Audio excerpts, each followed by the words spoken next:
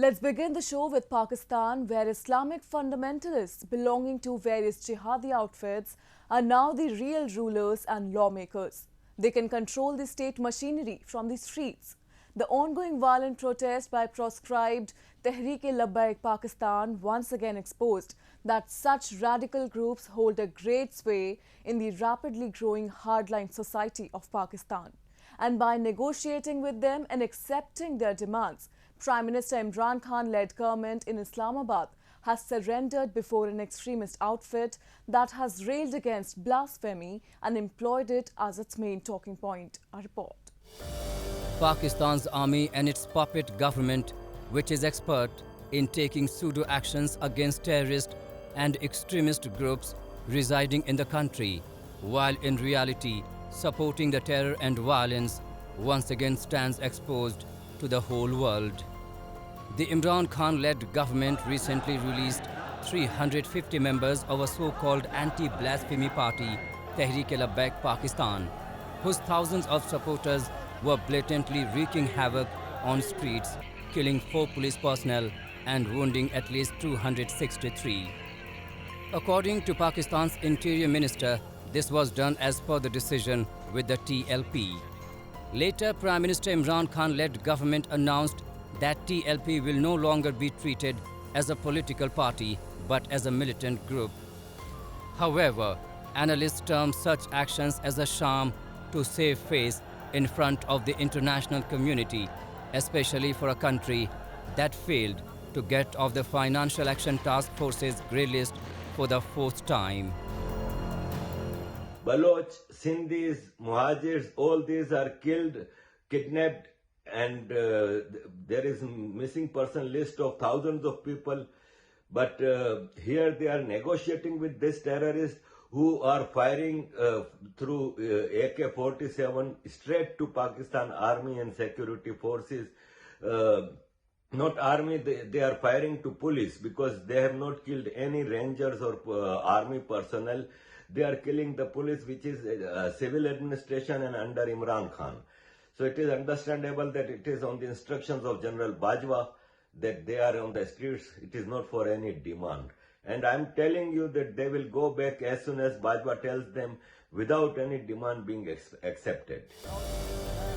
The TLP, an extremist group founded by firebrand Muslim leader Khadim Hussain Rizvi, who died in November 2020, has made the issue of perceived blasphemy its rallying cry.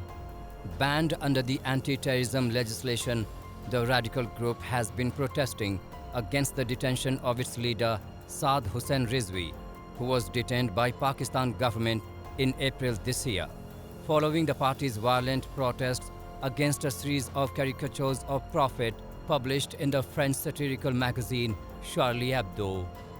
They have also been demanding the expulsion of the French ambassador from Pakistan and severing all ties with France. Last week, the TLP had given a 2-day deadline to the government to meet its demands or face a sit-in in the capital.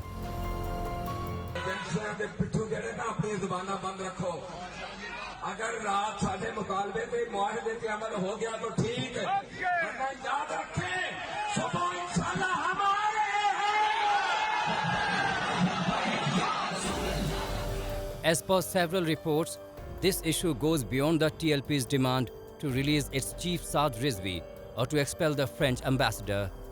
Some experts say that there is a rift between the civilian government and the military wants to create more pressure on Imran Khan's government through such groups. Like several other terror outfits, TLP was also maneuvered into mainstream politics by the country's army brass as one of its tools of political engineering. TLP had its big show in 2017 when it carried out a violent anti-government protest over allegations of blasphemy. It is no secret that it had the backing of the ISI, and the aim was to destabilize and humiliate the Nawaz Sharif's PMLN government of the time. Later, a video of an army general handing out cash rewards to TLP protesters also surfaced on social media, clearly implicating the army's role in this dirty saga. We have seen recently that the Pakistani Prime Minister Imran Khan was trying hard to reassign the Faiz Hamid for the ISI chief, but the military wanted General Nadeem Anjum to become the chief of the inter-service intelligence.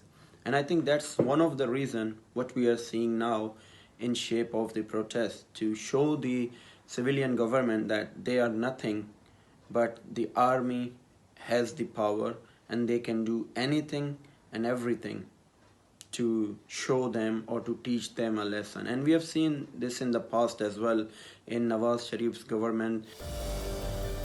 Meanwhile, the civilian government in Pakistan is also engaged in a cycle of appeasement politics. Having pandered to the religious groups in the past, the Pakistan government is now paying the price for encouraging these fringe elements. The government is fearful of chaos on the streets and the street power of the mullah. Pakistan has entered an era in which religious hardliners have more power to dictate their decisions from what is Islamic to what is not, and who is an infidel, a blasphemer, a sinner, and a Western agent.